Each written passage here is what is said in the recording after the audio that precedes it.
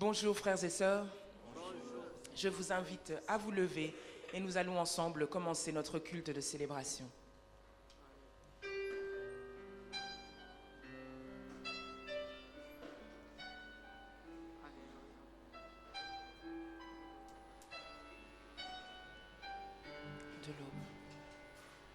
De l'aube au coucher du soleil, tes splendeurs nous émerveillent et notre cœur d'enfant répond en glorifiant ton nom. De l'aube au coucher du soleil, de l'aube au coucher du soleil, tes splendeurs nous émerveillent et notre cœur d'enfant répond en glorifiant ton nom, ton nom, comme une tour aux quatre vents, ton nom nous rend fort à chaque instant, ton nom, que tous les peuples entonnent un chant, car aucun autre nom n'est plus grand, ton nom, comme une tour aux quatre vents, ton nom nous rend fort à chaque merci instant. Seigneur, ton nom, que tous les peuples entonnent un chant, car aucun autre nom n'est plus grand que ton nom. Merci Seigneur, aucun autre nom n'est plus grand que ton nom. Alléluia. Jésus fortifie nos cœurs. Jésus fortifie nos cœurs ce matin, Seigneur. Alléluia. Par ta grâce et ta grandeur, car c'est en toi que nous prions. Viens glorifier ton nom. Jésus fortifie nos cœurs. Jésus fortifie nos cœurs. Nous attendons à toi ce matin. Fortifie ton peuple ce matin. Fortifie-nous, Seigneur. Ta grandeur, car c'est en toi que nous prions. Viens glorifier ton nom. Oh oui, ton nom, comme une tour aux quatre vents, ton nom. Merci Seigneur, tu es ma forteresse. Tu es ma forteresse, tu es mon roc, Seigneur. Ton nom, que tous les peuples entonnent un chant, car aucun autre nom n'est plus grand. Ton nom, comme une tour aux quatre vents, ton nom nous rend fort à chaque instant, ton nom, que tous les peuples entonnent un chant, car aucun autre nom n'est plus grand que ton nom. Non, il n'y a aucun autre nom qui est plus grand que ton nom. Alléluia, béni soit ton nom. Que ton nom, aucun autre nom n'est comparable à toi, Seigneur. Alléluia. Que ton nom,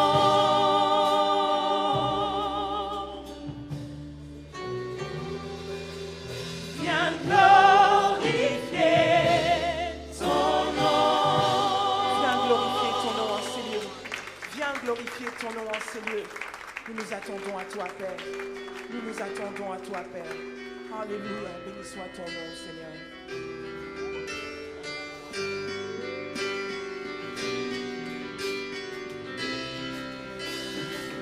Il est exalté. Il est exalté, le roi est au-dessus des cieux.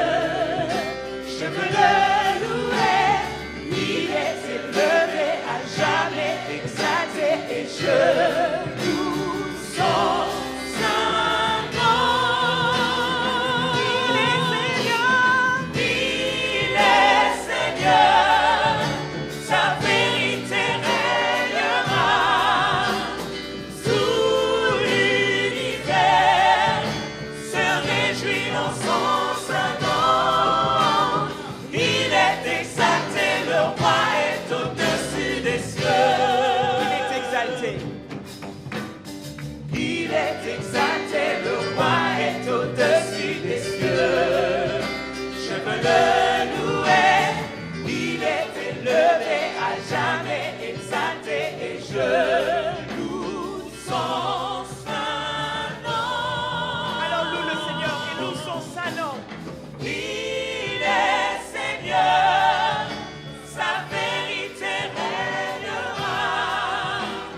Tout l'univers se réjouit dans son saint nom.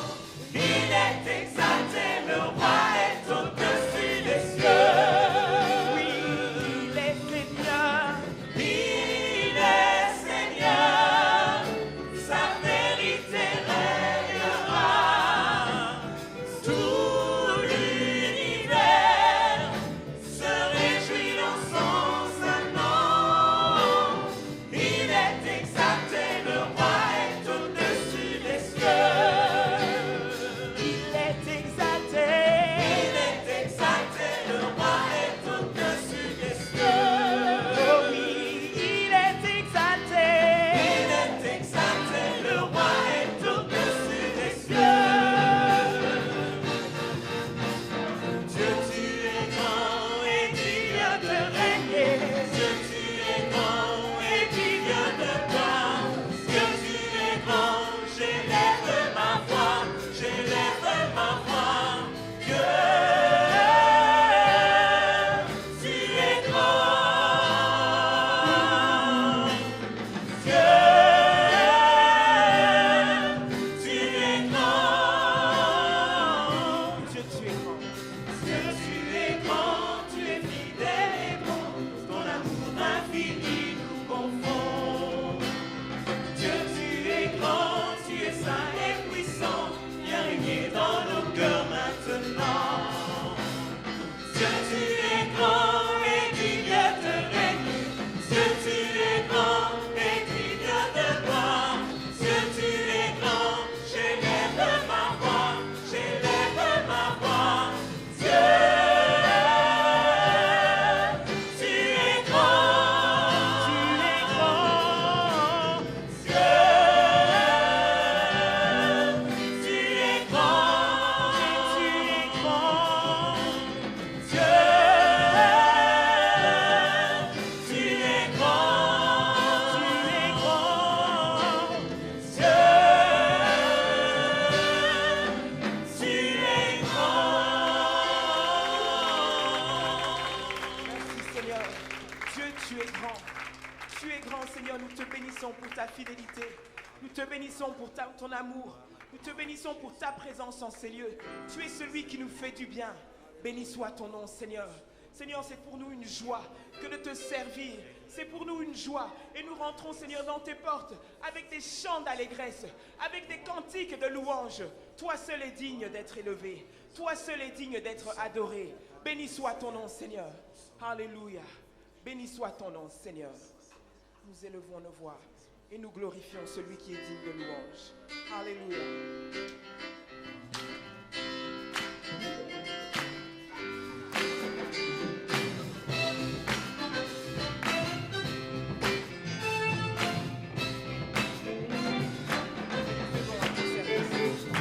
Qui fait bon à ton service, Jésus mon sauveur. Il est tout le sacrifice que ton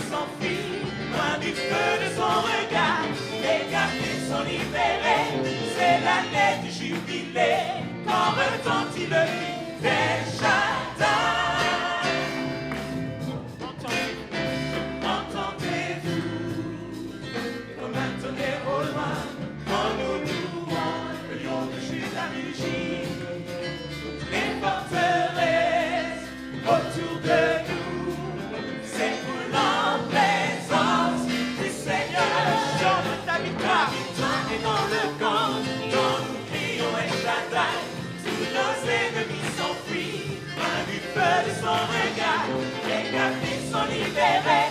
C'est l'année du jubilé, quand retentit le cri des Shaddai. Et nous battons les mains sous ce chant de victoire. Nous sommes triomphants, car nous marchons avec le Seigneur des Seigneurs, le Seigneur des armées. Wouh!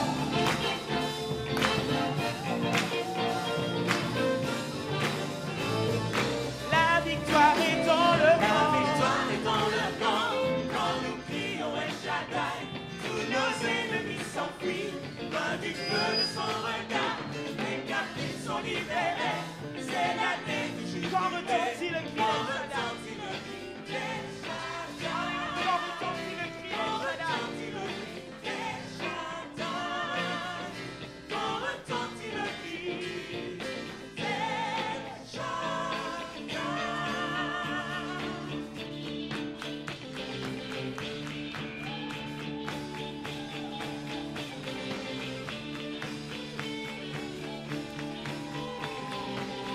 Tu es l'enfant du roi des rois. Dieu marche à tes côtés. Alors bats les mains avec victoire. Bats les mains avec force. Alléluia, car rien ne peut t'empêcher. Alléluia. Dieu est à nos côtés. Dieu combat pour nous. Il a triomphé. Il a triomphé. Rien ne peut nous foutre. Nous ne tremblons pas. Jésus, tu es là. Il porte nos fardeaux. Il porte nos fardeaux. Efface toute honte. Il a triomphé. Il a triomphé. Rien ne peut nous foutre. Nous ne tremblons pas. Jésus, tu es là. Je vivrai. Je vivrai, je ne mourrai pas, par la puissance de la foi. Il vit en moi, et je suis libre, au nom de Jésus. Je vivrai. Je vivrai, je ne mourrai pas, je le déclare avec moi. Christ est venu, je suis guéri, au nom de Jésus.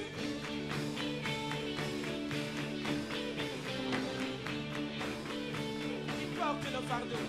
Il porte nos fardeaux, efface toute honte. Il a triomphé, il a triomphé. Rien ne peut nous foutre, nous ne tremblons pas. Jésus, tu es là. Je vivrai. Je vivrai, je ne mourrai pas, par la puissance de la croix. Il vit en moi, et je suis libre, au nom de Jésus. Je vivrai, je ne mourrai pas, je le déclare avec foi. Christ est venu, je suis guéri, au nom de Jésus. Alors nous allons maintenant battre dans les mains au son de la musique. Pense à toute situation qui devrait t'accabler. Pense à toute maladie qui devrait te laisser au lit. Pense à toute situation qui t'empêche de louer le nom du Seigneur. Et dis-lui ce matin, tu es vaincu au nom de Jésus. Alléluia. Nous allons battre dans les mains au son de la musique. Yes. Pousse les cris de joie. Pousse les cris de victoire. Tu es triomphant par celui qui vit en toi.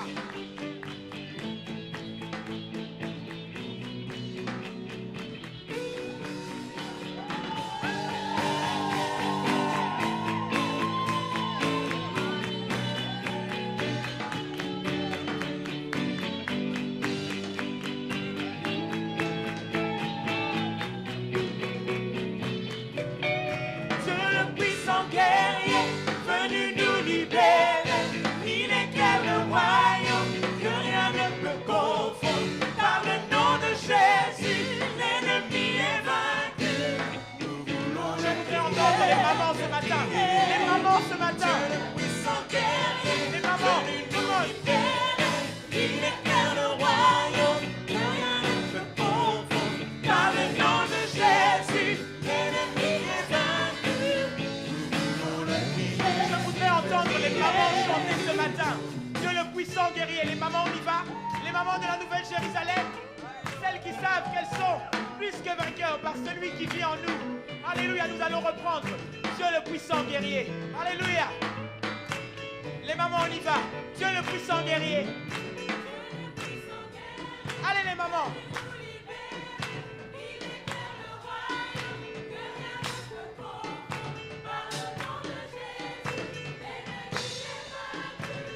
Encore une fois les mamans, je veux vous entendre. On y va les mamans. Wouh!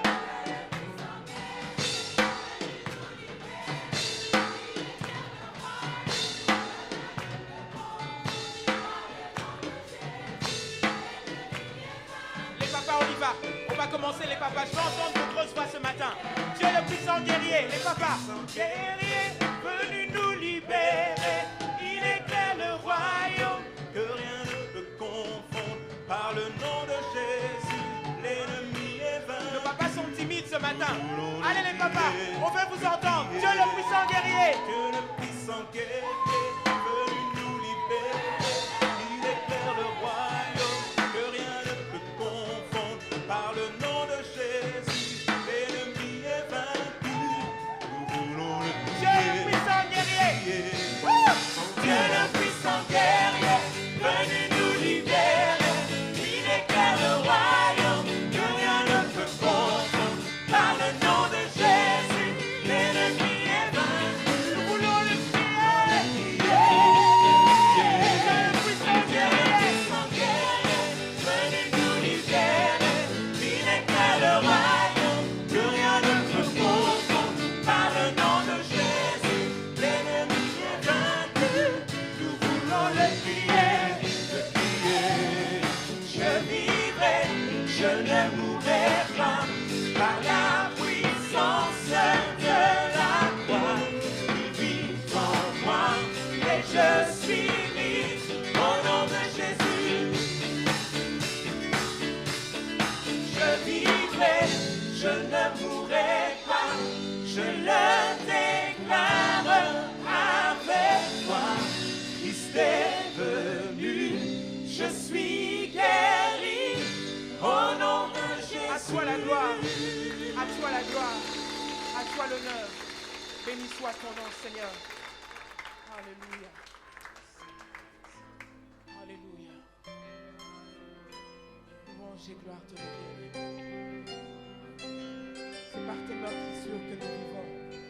C'est par tes meurtrissures que nous sommes guéris. Béni soit ton nom, Seigneur.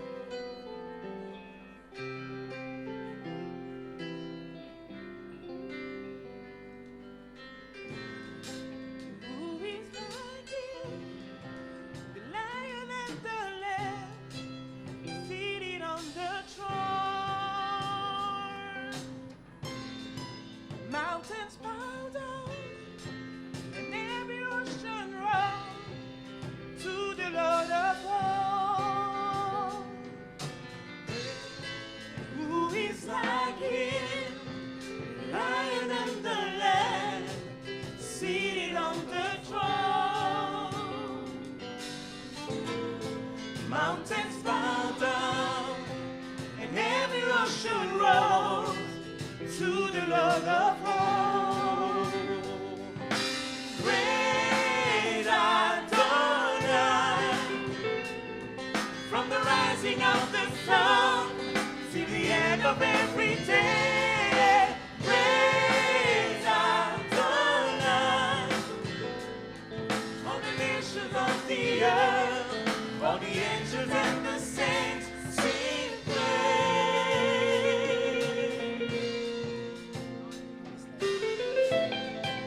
Who is like him? The Lion and the Lamb, seated on the throne. Qui est comme toi, Seigneur? Les monts s'inclinent devant ta Mountains majesté. bow down, Alléluia. every ocean rolls to the Lord of all. Praise Adonai. Praise Adonai, from the rising of the sun to the end of every day.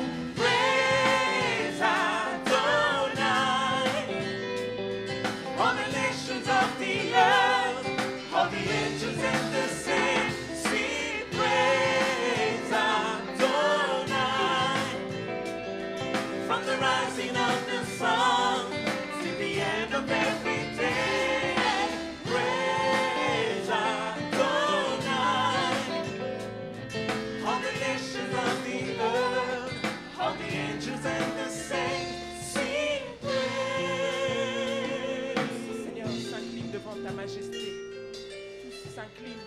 majesté. Alléluia. Tu es le Dieu de gloire. Et nous voulons, Seigneur, nous incliner, Seigneur, nous joindre aux anges. Et Seigneur, élever, Seigneur, toi, Seigneur, dont le nom est au-dessus de tout nom. Dont le nom est au-dessus de tout nom. Béni soit ton nom, Seigneur. À toi seul revienne, Seigneur, la plus haute louange de ce matin. Pour l'éternité, Seigneur.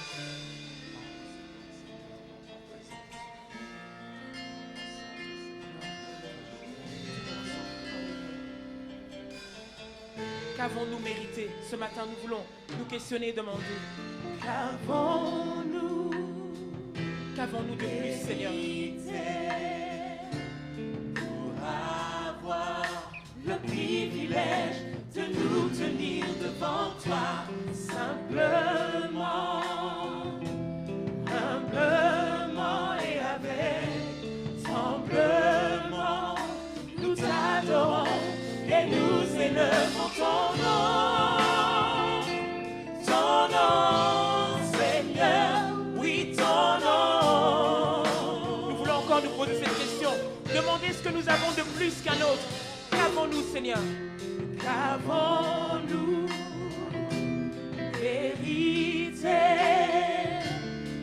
pour avoir le privilège de nous tenir devant toi, simplement, humblement et avec tremblement, nous t'adorons et nous élevons ton nom.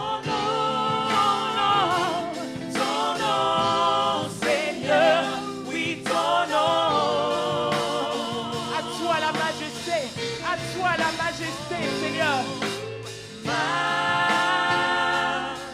majesté, à toi la majesté.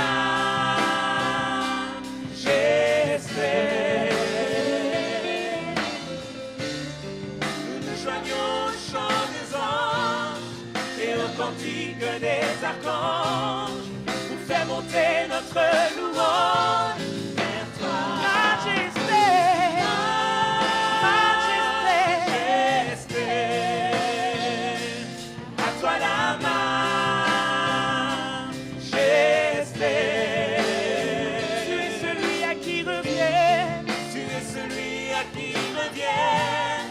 L'hommage au règne et la puissance, et cela pour l'éternité. Pour l'éternité.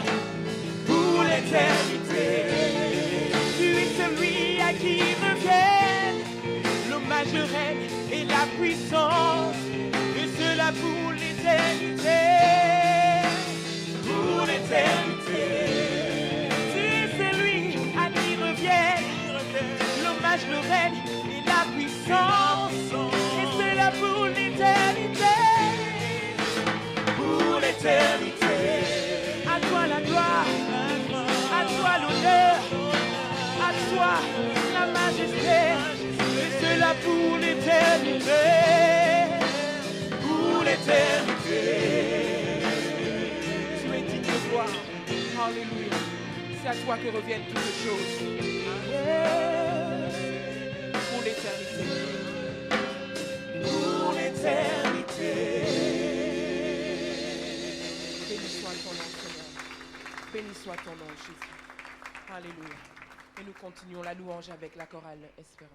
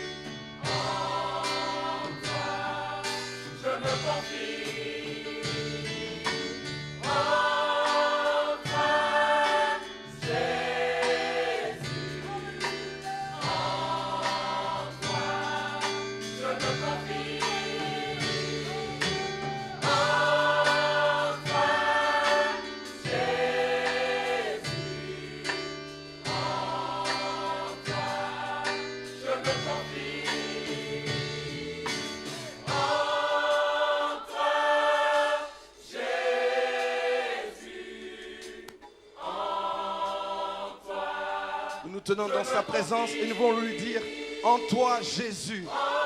Les paroles sont projetées. Et si tu as envie de te confier au Seigneur ce matin avec nous, tu peux reprendre ce cœur. Nous nous tournons vers celui qui peut changer nos destinées. Reprenons ce cœur. En toi, Jésus. En toi. Oui, toi qui es fatigué et chargé, dis-lui en toi. En toi, Jésus. En toi, je me confie.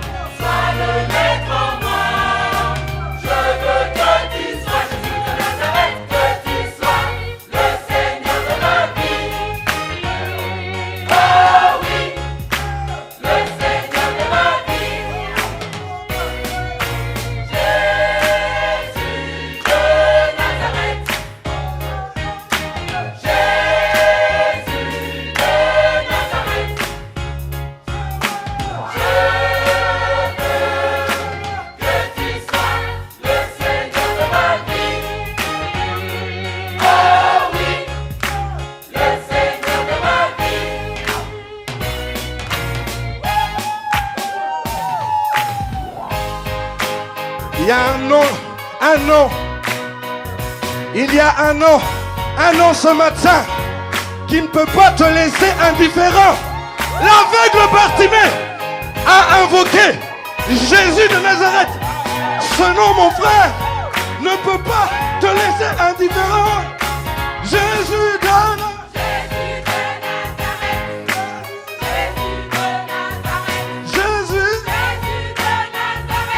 Le Seigneur. Jésus de Nazareth.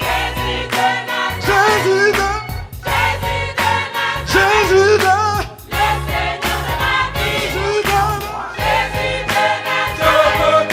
Alléluia. Alléluia. Alléluia.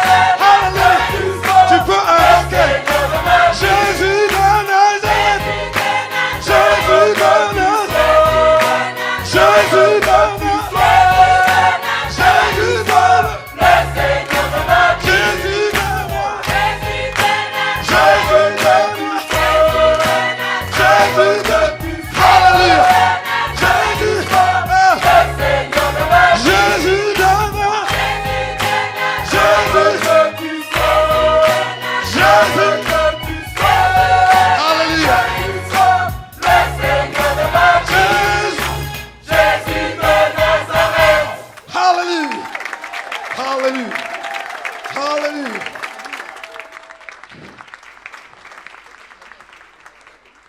Parfois, les choses les plus simples sont celles qui nous parlent et qui peuvent transformer nos vies.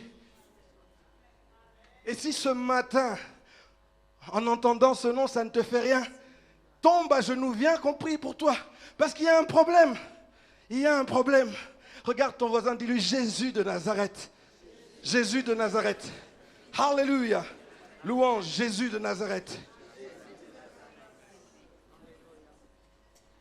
Et nous nous levons tous ensemble pour préparer nos cœurs à l'écoute de la parole.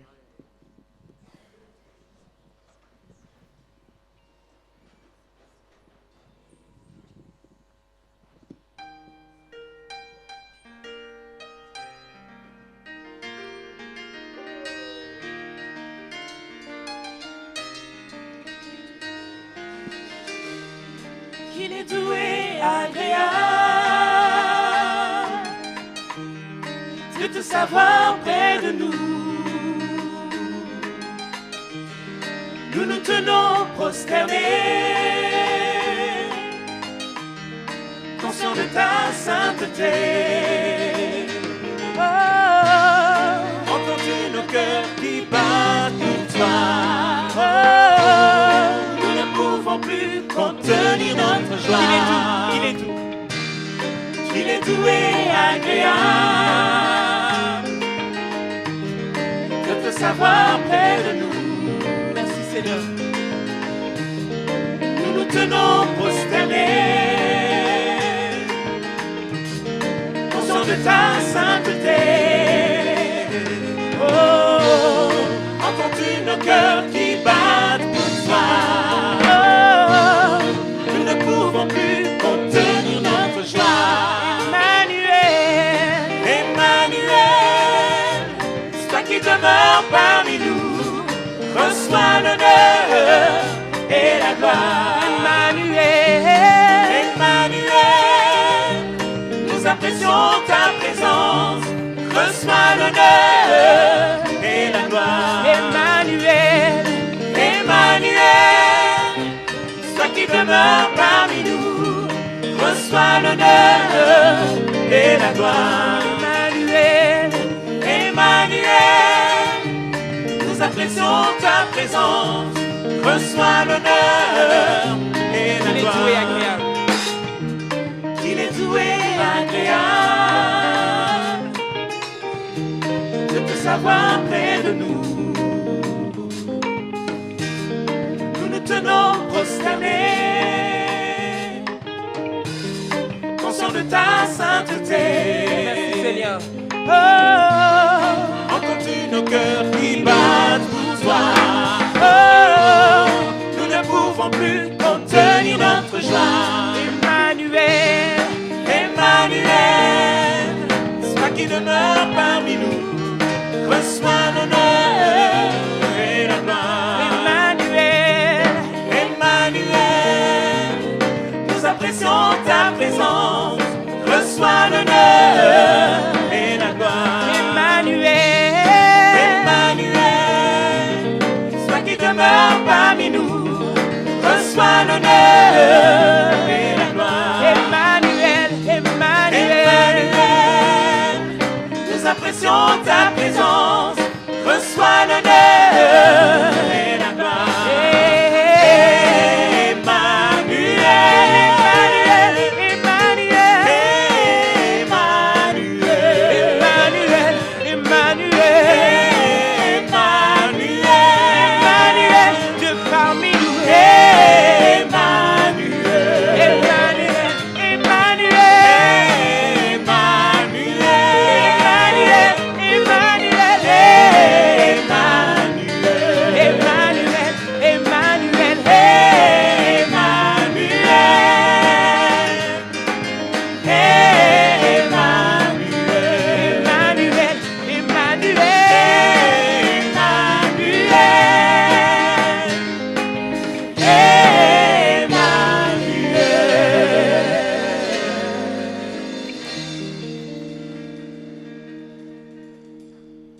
Père Céleste, nous nous présentons devant toi pour ce temps du partage de la parole.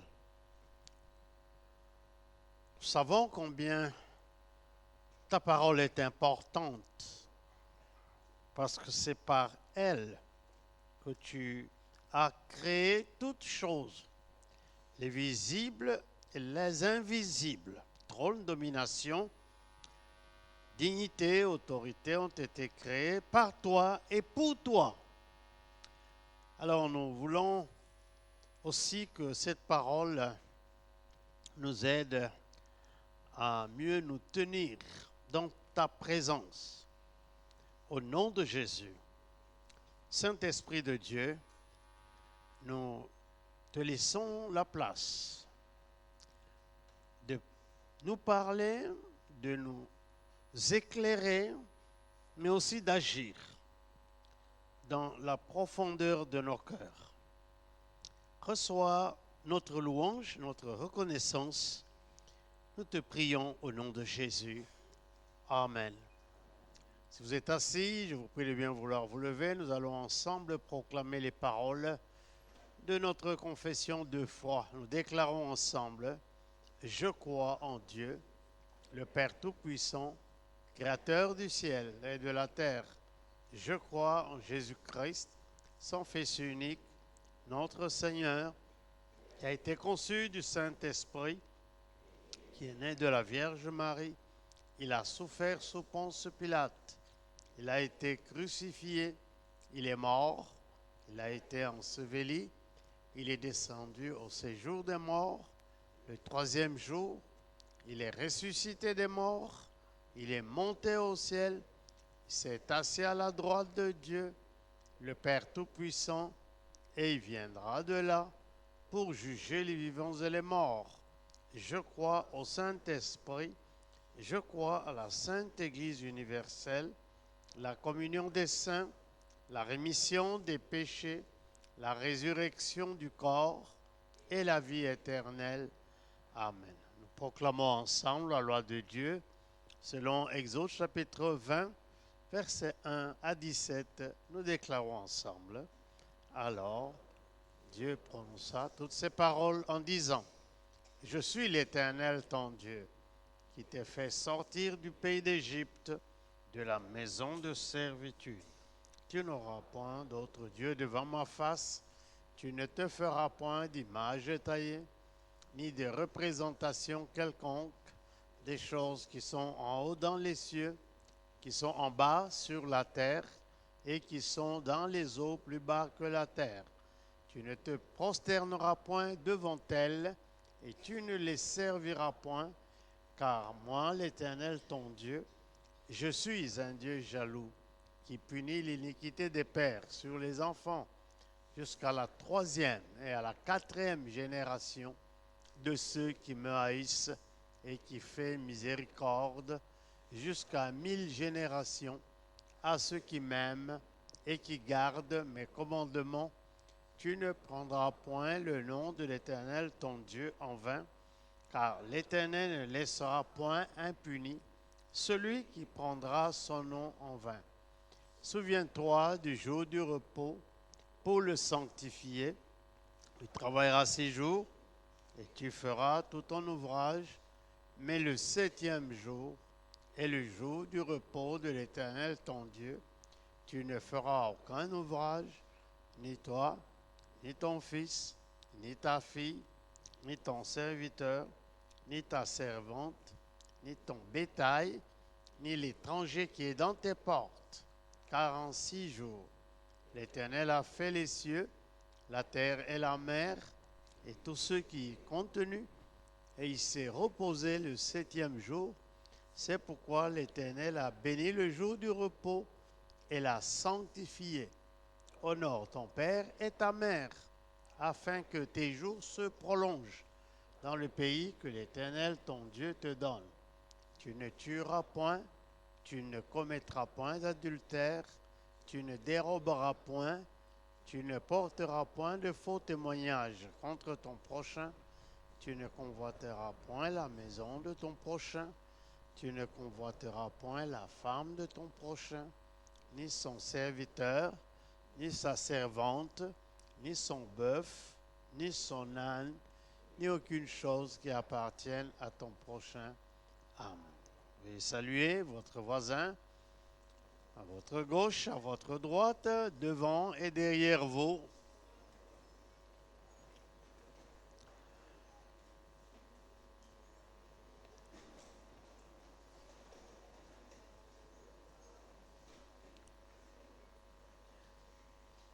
Bonjour à tous. Bonjour à tous. Ça va, vous allez bien? La saison est la saison qu'il nous faut parce que en novembre, décembre, nous sommes en plein hiver, donc il ne faut pas vous plaindre du froid. C'est normal. Amen. Alors, nous sommes en train de lire ce texte de Éphésiens 5, verset 1 jusqu'au verset 7. Épître de Saint Paul aux Éphésiens, chapitre 5, verset 1 jusqu'au verset 7. Nous lisons ensemble. Devenez donc les imitateurs de Dieu, comme des enfants bien-aimés, et marchez dans l'amour à l'exemple de Christ, qui nous a aimés et qui s'est livré lui-même à Dieu pour nous, comme une offrande et un sacrifice de bonne odeur. Que la débauche, ni aucune impureté, ni la cupidité ne soient pas même nommées parmi vous, ainsi qu'il convient à des saints, qu'on n'entende ni paroles grossières, ni propos insensés ou équivoques, choses qui sont contraires à la bienséance, qu'on entende plutôt des actions de grâce, car sachez-le bien, aucun débauché ou impur ou cupide, c'est-à-dire idolâtre, n'a d'héritage dans le royaume de Dieu, de Christ et de Dieu. Que personne ne vous séduise par des vains discours, car que la colère de Dieu vient sur les fils de la rébellion. N'ayez donc aucune part avec eux. Amen. Nous avons déjà revu ce texte. Aujourd'hui, je voudrais encore revenir sur le verset 3 qui dit que la débauche, ni aucune impureté, ni la cupidité ne soient pas même nommées parmi vous, ainsi qu'il convient à des saints. Aujourd'hui, je voudrais insister sur l'importance de comprendre les méfaits spirituels de la cupidité. La cupidité, nous dit ce texte, est une idolâtrie. Les personnes du temps moderne ne construisent pas des statues devant lesquelles ils s'agenouillent pour adorer, mais ils adorent posséder des choses,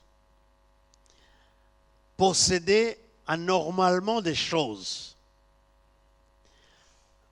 Ici, en Europe, quand viennent les soldes, les gens se ruent dans les magasins pour acheter même ce qui n'est pas nécessaire. La période des soldes, c'est la période de la grande idolâtrie. Alors parlons un peu de cela.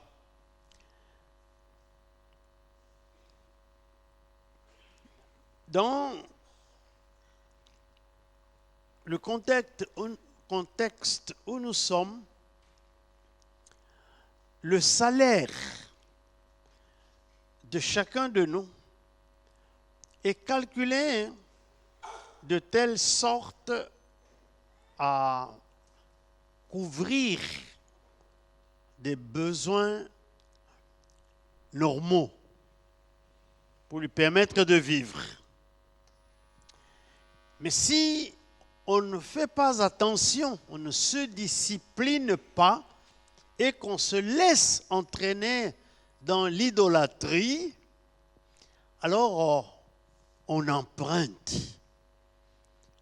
On vit au-dessus de ses besoins. Ainsi, on définit les bruxellaires, ce que vous appelez les Bruxellois.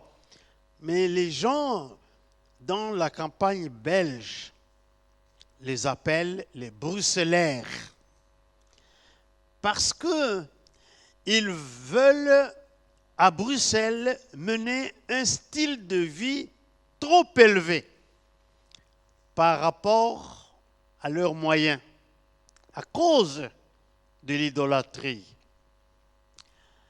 Alors, par exemple, des gens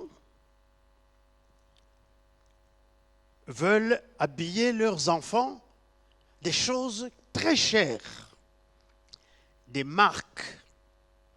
Est-ce que c'est nécessaire? Et les gens sont en train de faire des concurrences à cause de la cupidité. Maintenant, on trouve que même les enfants, des gens qui ont un bas salaire, on leur offre des GSM, des grands prix. Qu'est-ce que l'enfant va faire avec ce GSM-là? Et alors, parfois, il y en a qui s'endettent pour cela, à cause de la cupidité, à cause de l'idolâtrie. Alors, la Bible en parle. Et dans ce texte, nous voulons y revenir. La définition de la cupidité. Le dictionnaire Larousse nous la donne. La cupidité, c'est un désir immodéré de l'argent et des richesses. Un désir immodéré.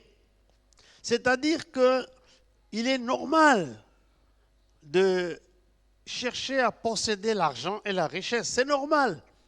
Mais quand ça devient immodéré, c'est-à-dire qu'on ne contrôle plus ses sentiments vis-à-vis de cela, alors ça devient de l'idolâtrie. Vous savez qu'il y a des chrétiens qui sont incapables de payer leur dîme parce qu'ils dépensent tout, ils n'ont plus rien. Parce que dans la cupidité, ils adorent posséder, ils acquièrent, ils accumulent tout ce qui se passe devant eux. Un désir immodéré de l'argent et des richesses. Alors, j'ai ici quelques synonymes de la cupidité. Premier synonyme, c'est l'âpreté, âpre. L'âpreté, c'est la qualité de ce qui est âpre ou de quelqu'un qui poursuit quelque chose avec acharnement.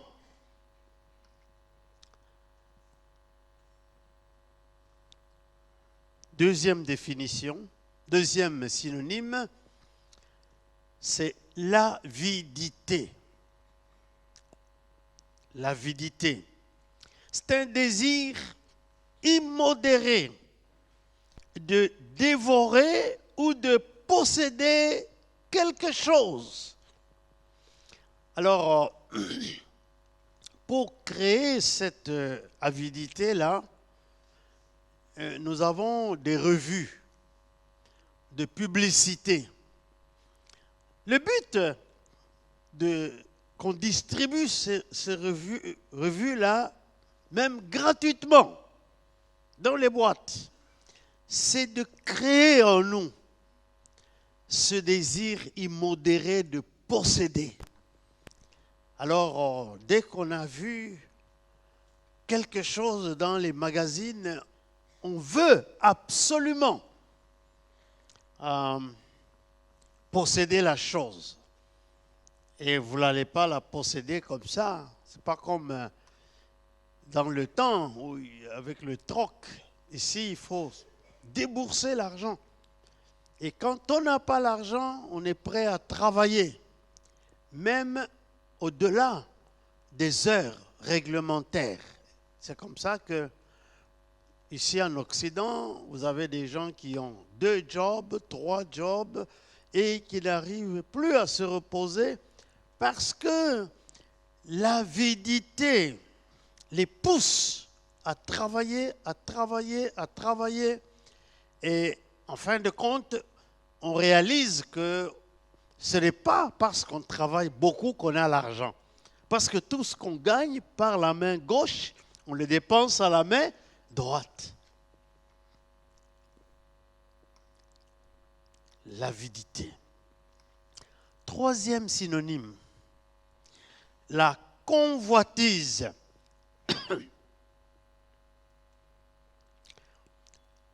La convoitise. Le dictionnaire Larousse définit la convoitise comme un désir extrême ou immodéré de posséder quelque chose.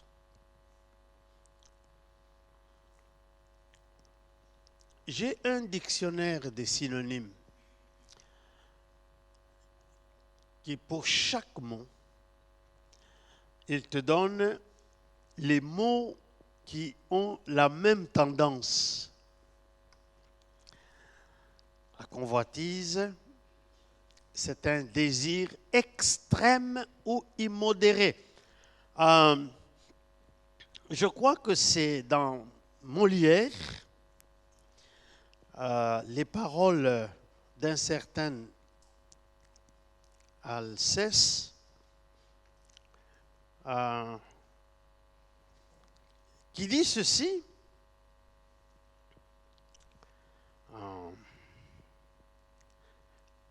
La parfaite raison fuit toute extrémité et veut que l'on soit sage avec sobriété. La parfaite raison fuit toute extrémité et veut que l'on soit sage avec sobriété. C'est-à-dire que quand vous voyez la définition de ces mots, il n'y a pas de sobriété. Tout est à l'extrême. Désir immodéré, etc. On veut posséder, on est prêt à tout faire. On est prêt à vendre la tête des gens. On est prêt à vendre pour avoir les informations pas nécessaires, pour avoir l'argent. Désir immodéré de dévorer ou de posséder quelque chose. Alors il y a un 4e synonyme, c'est le mot rapacité. D'où est venu le mot rapace? La rapacité, c'est le caractère ou le comportement de quelqu'un avide de s'enrichir. Tu as commencé à entrer dans la vie et tu commences à te comparer avec des gens qui travaillent depuis. Ce n'est pas combien de temps ils ont passé à économiser, à travailler dur, à épargner et tu veux aussi paraître. Alors, à un moment, tu deviens rapace. Comportement de quelqu'un avide de s'enrichir.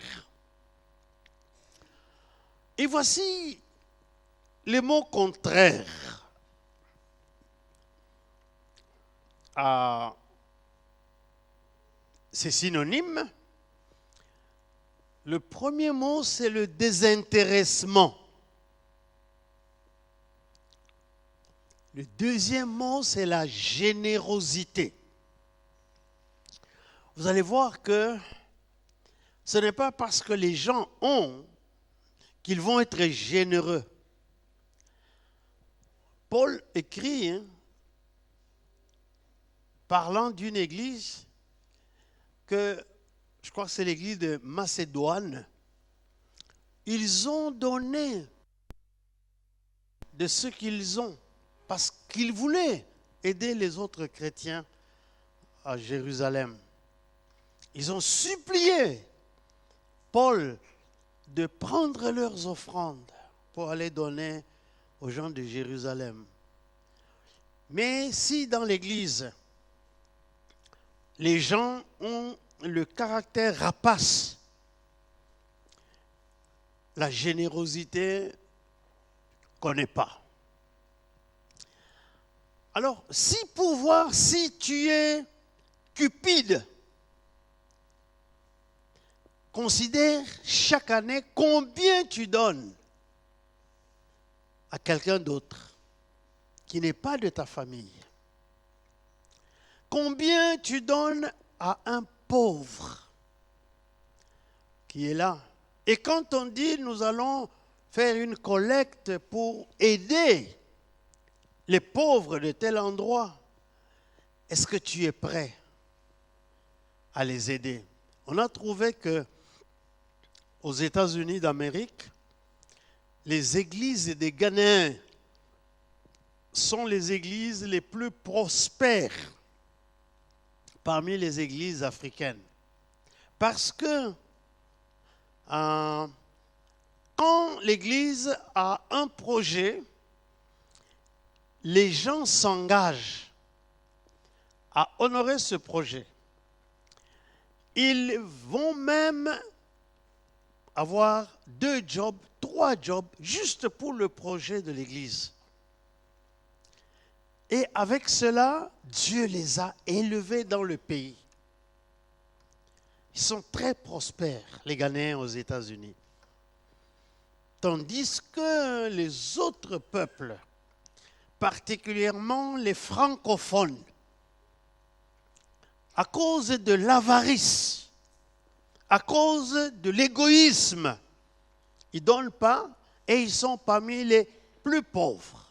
Ils conduisent les voitures les plus vilaines, etc. Et toi, combien tu as déjà donné pour l'œuvre de charité?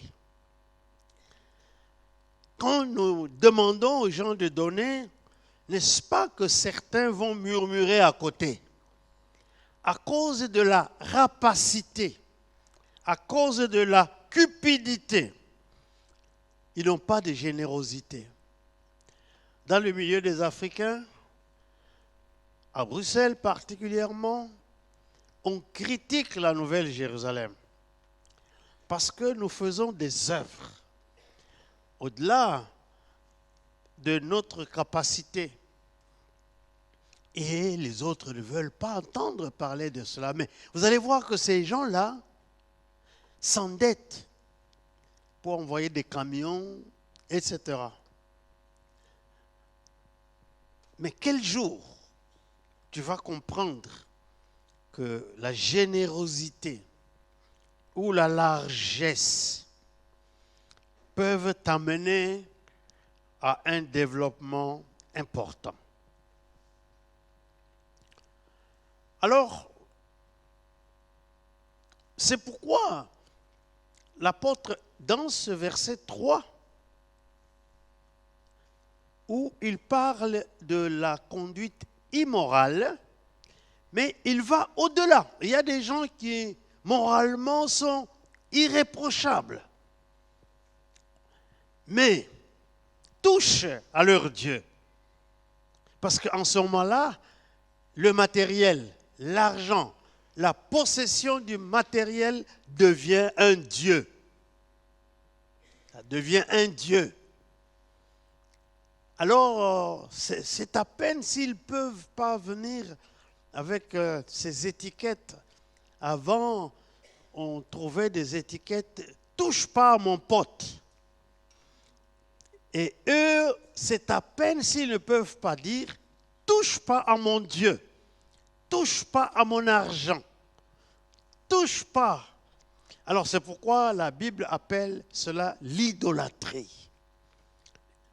Ils prient Dieu, ils chantent pour Dieu, mais quand il s'agit de l'argent, ils ne peuvent pas. Donc, le thermomètre de ta vie spirituelle se mesure par 1, le désintéressement. 2, de ta générosité. 3, de ta largesse pour les autres. Alors, depuis l'Ancien Testament, Dieu a voulu que ceux qui travaillent pour lui aient ces qualités que j'appellerais aussi morales, de désintéressement, de générosité, de largesse. Dans le livre d'Exode, au chapitre 18, verset 21, lorsque Dieu dit à Moïse de choisir ses collaborateurs, voici ce qu'il lui dit. Malheureusement, dans les églises, on ne suit pas strictement cela. Exode 18, 21, Dieu dit à Moïse, choisis parmi tout le peuple des hommes capables, craignant Dieu, des hommes intègres, ennemis de la cupidité. Établis-les sur eux comme chef de 1000, chef de 100, chef de 50, chef de 10. Voici les critères. La capacité. Deuxième critère, la crainte de Dieu. Troisième critère, l'intégrité. Quatrième critère, c'est des gens qui sont ennemis de la cupidité. Comment nous allons savoir que cette personne est ennemie de la cupidité? Quand cette personne s'est donnée pour les autres suffisamment de son argent, de son temps, etc. Alors tu vas les établir comme chefs de 1000, chef de 100, chef de 50 et chef de 10. Malheureusement, comme je dis, dans les églises aujourd'hui, nous faisons la politique. On veut corrompre les gens à gauche, à droite. Quand j'étais président de la paroisse au campus à Lubumbashi, quand le temps des élections du comité venait, ce dimanche-là, nous voyons des visages étrangers qui ne sont pas les gens de notre église du campus. Au début, on ne faisait pas attention. Alors, on a découvert que certains cassapars, comme on appelle les étudiants du campus de Lubumbashi, les cassapars, ils partent recruter leurs amis au besoin les payent pour qu'ils viennent gonfler leur voix en les votant. Dernièrement, nous étions ici à Bruxelles. Je croise quelqu'un à l'entrée là. Moi, je l'avais déjà oublié. Lui, il ne m'a pas oublié. Il m'a salué. Il a donné son nom. C'était un ancien commitard de notre paroisse de Cassapa. Bon, je l'ai bien accueilli. Mais je me suis dit, c'est des gens qui ont fait beaucoup du tort dans leur façon de passer comme committards. Ils ont usé de la corruption. Ça se passe dans le monde, mais ça ne doit pas se passer parmi le peuple de Dieu. Ça ne doit pas se passer dans les églises. Et nous voyons que même certains pasteurs qui veulent passer au niveau national, quand il y a les élections d'évêques dans certaines églises, il y en a même qui vont jusqu'à faire des fétiches, simplement pour passer évêque. Les gens recrutent les autres pasteurs, etc. Mais ce n'est pas sérieux tout ça. Est-ce que nous lisons la Bible? Deuxième texte. Exode chapitre 20, verset 17. Nous venons de le répéter, de le réciter. Dieu dit, tu ne convoiteras point la maison de ton prochain. Tu ne convoiteras point la femme de ton prochain, ni son serviteur, ni sa servante, ni son bœuf, ni son âne, ni aucune chose qui appartienne à ton prochain. La maison de ton prochain. C'est très difficile de rester pauvre et d'accepter sa pauvreté. De dire que je vis mon standing de vie comme je le suis. Quand je me suis marié, j'ai amené ma jeune femme dans une boïrie à Lubumbashi, à la commune Kenya, à la cité. Une boïrie en ville, ça passe encore, mais une boïrie à la cité. Mais c'est tout ce que je pouvais lui offrir. Comptant sur le Seigneur pour nous bénir dans le futur. Je lui ai dit, tout ce que tu vois ici, ça passera. Mais ne t'en fais pas, je suis un homme de foi. Dieu nous amènera loin. Mais je bénis le Seigneur, elle a accepté.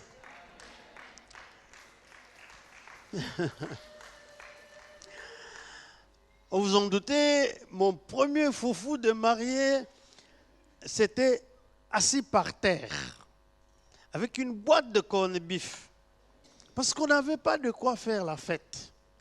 Mais la dame là a accepté tout cela.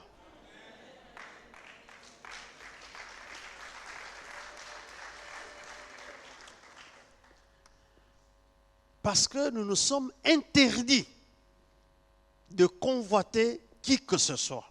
Nous devons vivre notre vie.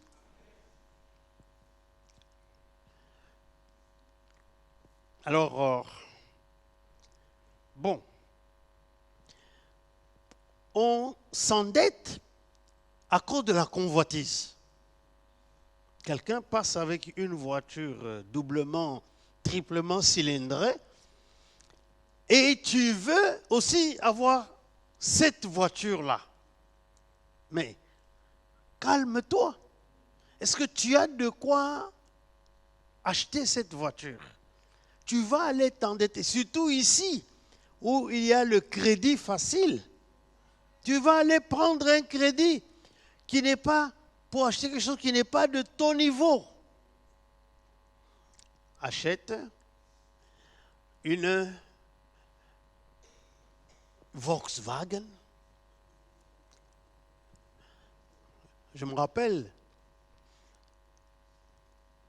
un de mes enfants, quand il était étudiant, je lui ai acheté une petite voiture, je crois de couleur rouge.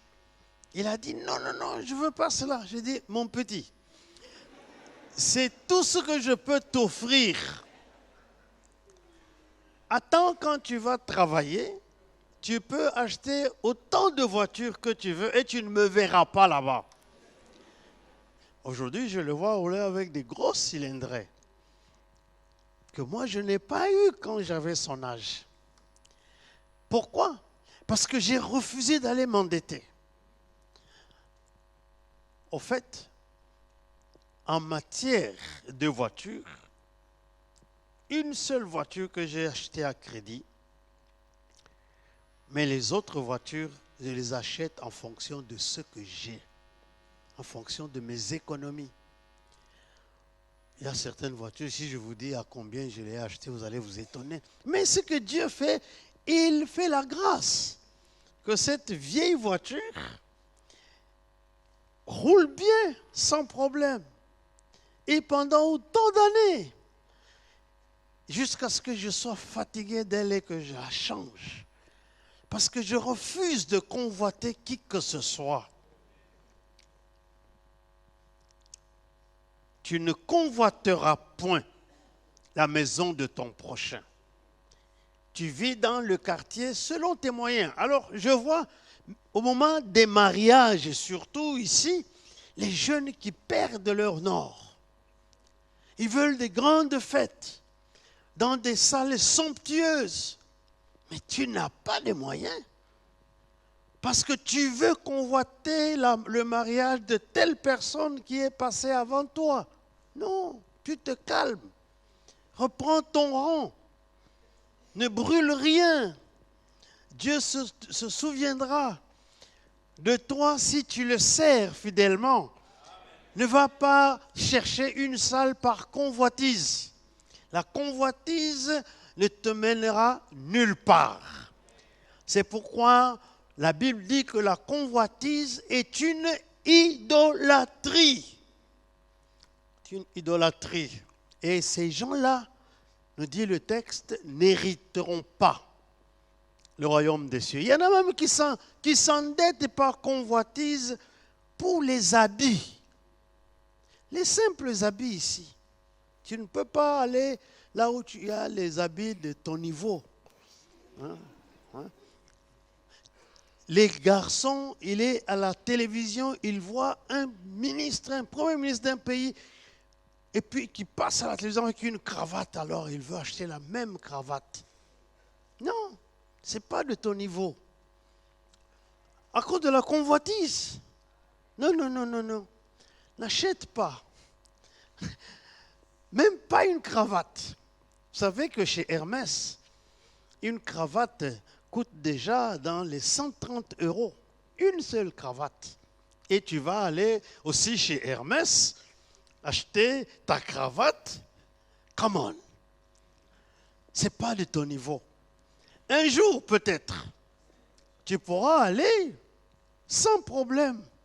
Tu peux acheter même 10, 20, 100, 1000 cravates parce que tu auras eu des moyens. Mais ne convoite pas. Quand tu n'as pas d'habits, va même dans les habits d'occasion. Ce que les Kinois appellent tombola waka. C'est des habits de seconde main. Quand tu portes ça, qui va dire que c'est des secondes mains? C'est moins cher, c'est pour ton portefeuille. Peut-être un jour Dieu t'aidera. Et que tu auras des habits corrects et de ton niveau. Mais pour l'instant, tu ne peux pas. Alors, va chez Tombola Waka. Mais il ne faut pas le dire à qui que ce soit. Tu achètes et tu mets, puis c'est tout. Hein? Tu t'endettes même pour les mèches. Parce que tu dois avoir les mèches brésiliennes. Mes sœurs, est-ce que c'est normal? C'est la cupidité. Un désir immodéré. Tu veux paraître. Tu veux qu'on voit que cette dame-là, elle est comme ça d'une grande classe. Non, reste dans ta classe. Tu peux avoir des ambitions, mais exprime ces ambitions quand tu auras des moyens. Amen. Vis comme ça. Vous savez, ceux qui vont aux États-Unis, il y a des magasins de chaussures qui s'appellent Payless. C'est-à-dire, paye moins. C'est là que j'allais pour acheter des chaussures pour mes enfants. Personne ici ne savait que je payais les chaussures de mes enfants chez Payless. Pourquoi? Parce que j'allais avec un petit budget. D'abord, aller payer mes cours à la faculté de théologie. Ça coûtait 400, 500 $ le cours. Et je prenais 2, 3, 4 cours. Et puis je devais manger. Alors, avec cela, je devais acheter des livres.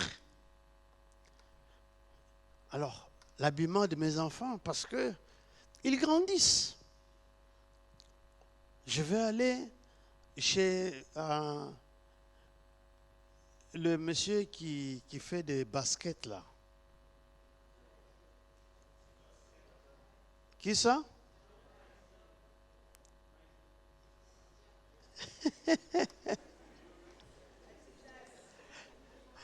Non, ils n'ont jamais porté ces marques-là. Aujourd'hui, ils peuvent porter, n'est-ce pas? Parce qu'ils ont grandi.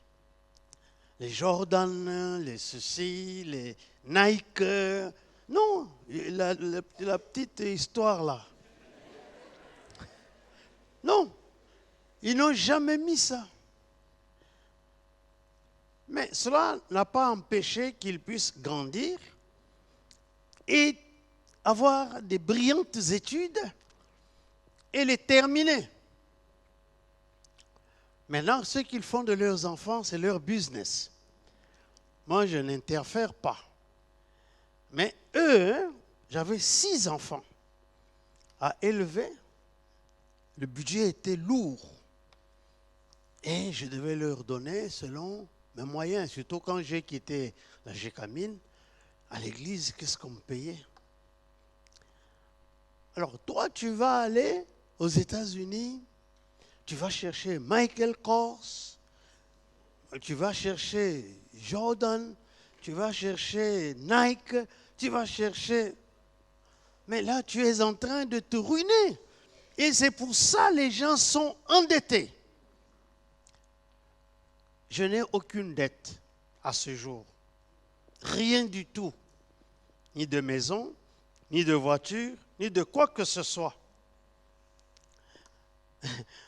Je vis, comme disent les Américains, debt free. Pourquoi? Parce que c'était la discipline de notre vie. Alors, ne sois pas cupide. Alors, dans le livre de Josué, au chapitre 7, on parle d'un certain Akan qui a amené la défaite dans la ville d'Aï, à Israël tout entière. Quand on l'a attrapé, au chapitre 7, verset 21, voici ce qu'il avoue. J'ai vu dans le butin un beau manteau de chinéar, 200 cycles d'argent et un lingot d'or du poids de 50 cycles. Je les ai convoités et je les ai pris. Ils sont cachés dans la terre, au milieu de ma tente, et l'argent est dessous. Ouais. Parce qu'il a vu un manteau. Je ne sais pas dans quel magasin tu achètes tes manteaux. Le but du manteau, c'est de protéger contre le froid, n'est-ce pas? Alors toi, tu vas aller, je ne sais pas moi, où il y a des manteaux en cachemire pour montrer. Tu n'as pas besoin de montrer. Nous connaissons ton niveau de vie. Mais oui, si tu viens avec ton manteau de cachemire et nous te connaissons, tu ne nous impressionnes pas, tu nous énerves. Parce que nous savons ce que tu as fait pour avoir ça. Ouais. Contente-toi d'un modeste manteau de pure laine. Il y en a. Quand tu ne les trouves pas, quand je venais d'arriver ici, je suis allé acheter mon manteau au marché. Un manteau d'occasion. Parce que je venais d'arriver d'Afrique et je demande au marchand, ça va me protéger? Oui, oui, oui, c'est bon, ça a déjà protégé les... Bon, tu peux acheter ça. Je l'ai acheté. Vous savez, et j'avais un beau boulot. Mais quand j'amenais ce manteau au bureau, personne ne savait que j'avais acheté un manteau d'occasion. Mais ça m'a protégé de faire des dépenses inutiles. Qu'est-ce que je vais faire avec le manteau quand je vais rentrer chez moi en Afrique? Rien du tout. Alors, je ne veux pas dépenser l'argent. N'empêche que, avec le temps, j'ai pu acheter un beau manteau en cachemire laine, très cher, mais que je garde jusqu'aujourd'hui. Vous voyez, parce que des gens comme nous, la taille ne change pas. On a la même taille depuis Adam et Ève. Jusqu'aujourd'hui. Alors, bon, mais je ne veux pas chaque saison aller changer de manteau. Ce gars, il a vu dans le butin un beau manteau de chinéar. C'est la laine du côté de la Mésopotamie. Et il a convoité. Et Josué a ordonné qu'il soit lapidé. À cause de ta convoitise, un jour on te lapidera. Un jour. On avance. 1 Samuel 8, 3. Les fils de Samuel ne marchèrent point sur ses traces. Ils se livraient à la cupidité, recevaient des présents et violaient la justice. Voyez, qu'est-ce que nous éduquons nos enfants à avoir? Est-ce qu'on est en train d'éduquer nos enfants à être à leur niveau? Samuel avait des moyens, mais il n'a pas montré l'exemple d'intégrité à ses enfants. Alors, eux, ces enfants se sont livrés. Ils se sont adonnés à la cupidité. Et alors, Dieu n'a pas choisi un seul enfant de Samuel pour prendre la place de son père. Vous, serviteurs de Dieu qui m'écoutez, est-ce qu'un de tes enfants peut être choisi par Dieu parce que cet enfant a suivi ton modèle? Ou bien tu crées des enfants cupides qui vont même aller voler. Alors, c'est comme ça que Samuel a perdu le leadership Aucun de ses enfants ne l'a remplacé. Et on est allé chercher un certain Saül qui n'avait pas non plus une éducation correcte pour qu'il soit le roi d'Israël. Pourtant, ça devait être un des fils de Samuel. Préparons l'avenir de nos enfants.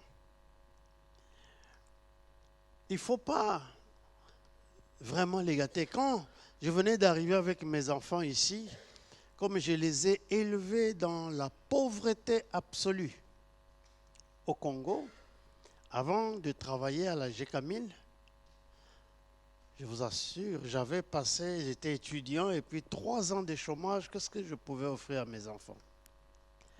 Quand je suis arrivé ici, je voulais les gâter. Quand on arrive au magasin, ils partent où ils veulent. Ils amènent tout ce qu'ils veulent. Je paye. Jusqu'au jour où je leur ai dit, cette liberté de choix est terminée. Maintenant, nous allons entrer dans le travail de Dieu.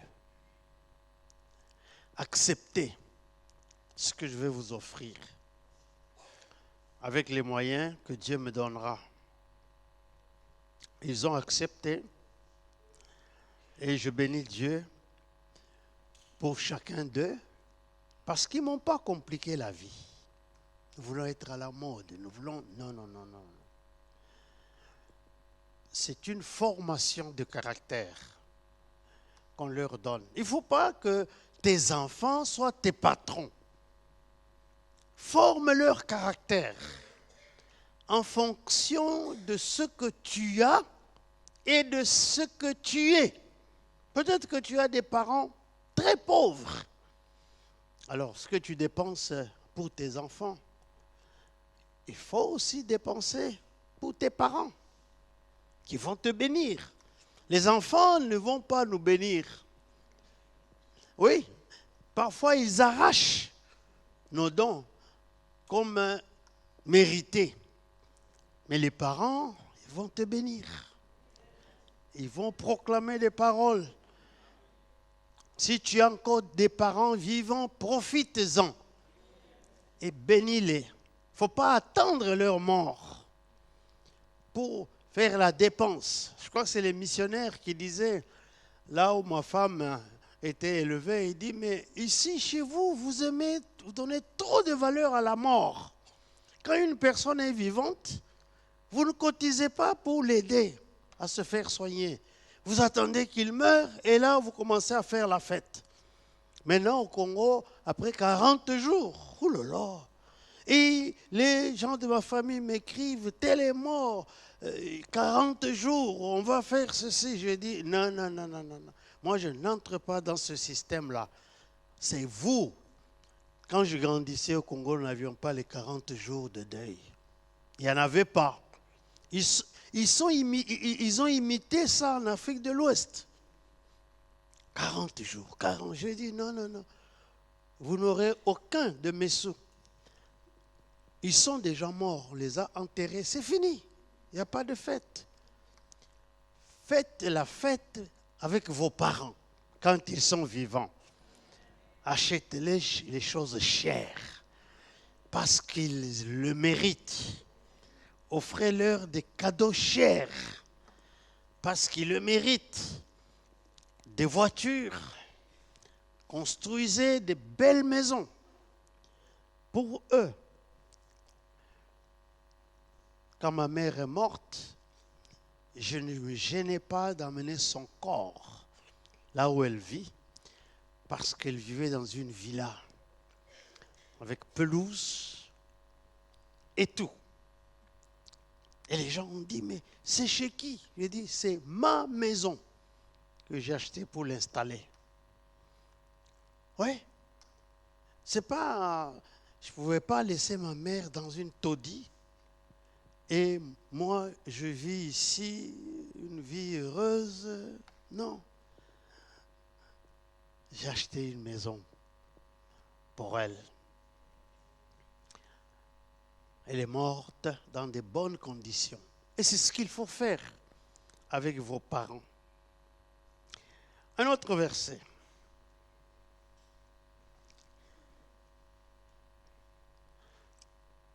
Psaume 10, verset 3.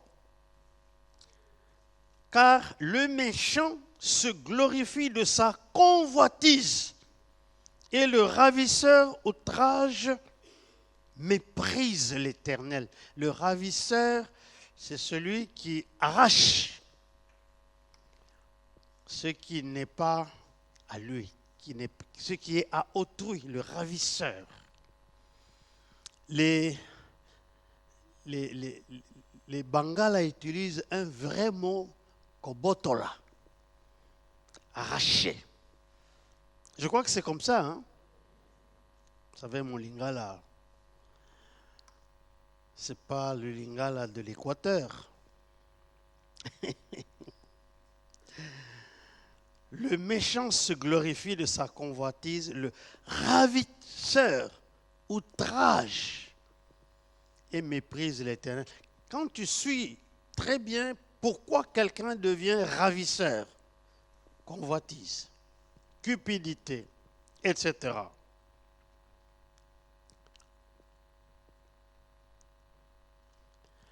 Alors, le psalmiste dit au psaume 119, verset 36, 119, 36, c'est une prière qui dit à Dieu, incline mon cœur vers tes préceptes et non vers le gain. Voyez, c'est ça qui fait le mal de certaines églises. Ceux qui servent le Seigneur, leur cœur est tourné vers le gain. Les petits sous qu'on donne pour l'offrande là, ils prennent tout. Ils arrachent tout. Et ils veulent mener une vie pompeuse.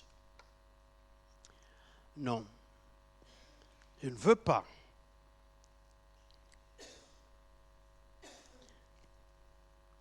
Que le gain soit le motif de ma transpiration. Mais je veux que les préceptes de Dieu envahissent mon cœur. Proverbe 28, 16. Un prince sans intelligence multiplie les actes d'oppression. Mais celui qui est ennemi de la cupidité prolonge ses jours.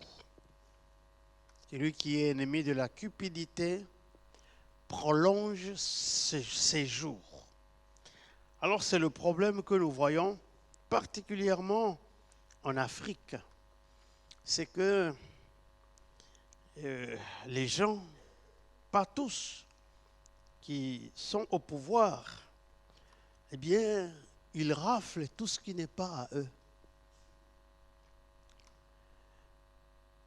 Ce qui est à l'État, ce qui est au peuple, ce qui est... Et ce n'est pas étonnant que beaucoup ne vieillissent pas. Parce que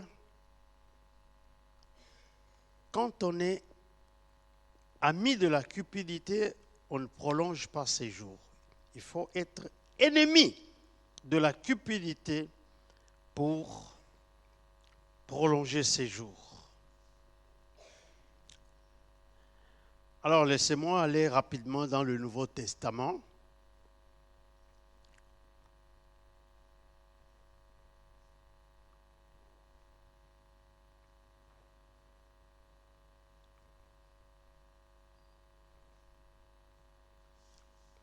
Dans les Actes des Apôtres, chapitre 20, verset 33, c'est l'apôtre Paul qui dit de son témoignage. Je n'ai désiré ni l'argent, ni l'or, ni les vêtements de personne. Vous voyez, c'est le modèle des gens que nous devons copier et imiter. Tu commences à servir le Seigneur, mais tous les soirs, tu es chez des gens qui ont des moyens. C'est là que tu vas prendre ton café, etc. Pour rechercher quoi?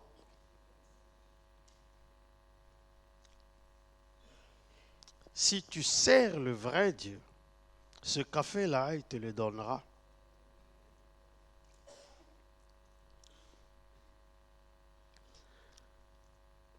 Matthieu 7, 21 à 22. Le Seigneur Jésus dit, Matthieu 7, 21 à 22, car c'est du dedans, c'est du cœur des hommes que sortent les mauvaises pensées, les adultères, les débauches, les meurtres, les vols, les cupidités, les méchancetés, la fraude, le dérèglement, le regard envieux, la calomnie, l'orgueil, la folie. Toutes ces choses mauvaises sortent du dedans et suivent l'homme. C'est-à-dire que nous devons faire très attention. Avec quoi nourrissons-nous notre homme intérieur? Luc 12, 15. Le Seigneur leur dit, gardez-vous avec soin de toute avarice, car la vie d'un homme ne dépend pas de ses biens. Serait-il dans l'abondance? Alors certains, nous pensons que plus j'accumule les choses, alors ma vie devient heureuse. C'est comme cet insensé dont le Seigneur parle dans Luc, qui avait fait une bonne récolte. Il dit ceci, j'abattrai mes greniers, je stockerai toutes ces choses. Et je dirai à mon âme, réjouis-toi, parce que tu es riche, tu as tout ce qu'il te faut. Alors, le Seigneur Jésus termine en disant, Dieu lui dit, insensé, ce soir même, ton âme te sera redemandée. La vie d'un homme ne dépend pas de ses biens. Serait-il dans l'abondance? Nous pouvons construire des maisons, nous pouvons avoir des voitures, nous pouvons avoir tout ce que nous voulons, les habits, les comptes en banque. Mais ça ne changera pas notre qualité spirituelle. On doit faire très attention. Alors nous devons nous garder de toute cupidité. Dis à ton âme, ne sois pas cupide. Contente-toi de ce que Dieu te donne.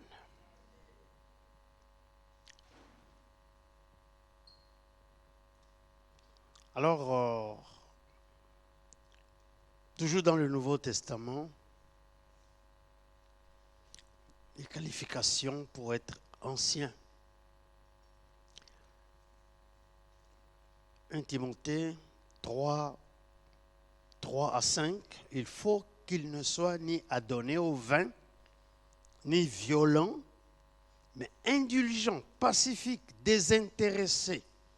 Il faut qu'il dirige bien sa propre maison et qu'il tienne ses enfants dans la soumission et dans la parfaite honnêteté. C'est ce qui a manqué à Samuel. Car si quelqu'un ne sait pas diriger sa propre maison, comment prendra-t-il soin de l'Église de Dieu? Chapitre 6, verset 10, car l'amour de l'argent est une racine de tous les maux, et quelques-uns, en étant possédés, se sont égarés loin de la foi et se sont jetés eux-mêmes dans bien des tourments. Alors, je peux vous lire encore des versets, mais permettez-moi de m'arrêter là-bas pour nous dire, cherchez à posséder, à accumuler Un, ça nous pousse au vol. 2, ça nous pousse à emprunter. 3, ça nous pousse à bien des tourments. Que nous soyons contents de ce que nous pouvons avoir maintenant. On ne va pas te glorifier si tu ne sais pas vivre avec le moyen que tu as maintenant. Dieu te donne ces moyens pour que tu vives. C'est pourquoi la cupidité, nous devons la bannir au nom de Jésus. Amen.